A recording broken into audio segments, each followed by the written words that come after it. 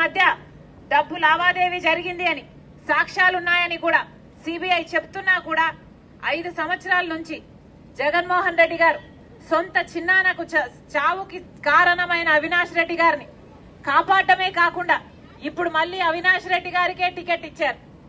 అంటే మళ్ళీ హంతకులే గెలవాలి, మళ్ళీ హంతకులు వాళ్ళ అధికారాన్ని వాడుకొని వాళ్ళని వాళ్ళు కాపాడుకోవాలి, మళ్ళీ ఇలాంటి హత్య చేసిన వాళ్ళు, హత్య చేపించిన వాళ్ళే మళ్ళీ చట్టసభలకు వెళ్ళాలి. ఒకసారి ఆలోచన చేయండి. వివేకానంద రెడ్డి గారికి న్యాయం చేయాల్సిన సమయం వచ్చింది. ఒకవైపు నేను నిలబడ్డాను, ఒకవైపు అవినాష్ రెడ్డి గారు నిలబడ్డారు, ఒకవైపు రాజశేఖర రెడ్డి బిడ్డ నిలబడింది, ఒకవైపు అవినాష్ రెడ్డి గారు రాజశేఖర రెడ్డి గారి తమ్ముడిని హత్య చేయించిన అవినాష్ రెడ్డి గారు నిలబడ్డారు. మీకు ఎంపీగా మీకు సేవ చేసే వాళ్ళు రాజశేఖర రెడ్డి బిడ్డ కావాలో లేకపోతే రాజశేఖర రెడ్డి గారి తమ్ముడిని హత్య చేయించిన అవినాష్ రెడ్డి గారు కావాలో మీరు నిర్ణయించుకోవాల్సిన సమయం వచ్చింది.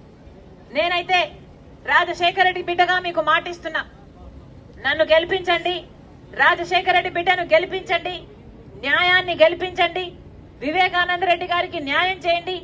రాజశేఖర రెడ్డి బిడ్డ మీకు మాటిస్తుంది, మీ ఎంపీగా, మీరు ఎంపిక చేసుకున్న ఎంపీగా నేను మీ బిడ్డనైతా, నేను మీ బలమైతా. మీరు ఆశీర్వదించండి, నేను ఇక్కడే ఉంటా, నా జీవితాన్ని మీకు అంకితం చేస్తా. మరొక్కసారి రాజశేఖర రెడ్డి బిడ్డ మనస్ఫూర్తిగా మీ అందరి ఓటు, ఆశీర్వాదం, ప్రేమ, అభిమానం అన్నీ అడుగుతుంది. రాజశేఖర రెడ్డి బిడ్డ మనస్ఫూర్తిగా ఆశీర్వదిస్తారని రాజశేఖర రెడ్డి బిడ్డ విశ్వసిస్తుంది.